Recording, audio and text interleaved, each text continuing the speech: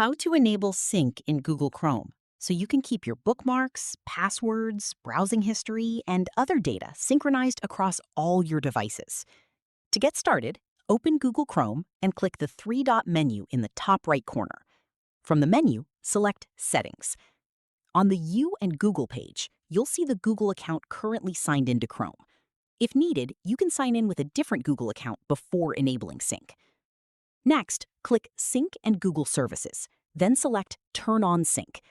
Chrome will show you what information can be synced, including bookmarks, passwords, autofill data, history, extensions, settings, and more. If you're happy with these options, click Yes, I'm in to enable sync. To customize what gets synced, click Manage what you sync. Here, you can choose to sync everything or turn individual items on or off. For example, if you don't want your passwords to sync, simply disable the passwords option while keeping everything else enabled. That's it. Your selected Chrome data will now stay updated across any device where you sign in with the same Google account. If you found this tutorial helpful, don't forget to leave a like, subscribe to the channel, and turn on notifications for more quick and easy Google Chrome tips and tutorials. Thanks for watching, and I'll see you in the next video.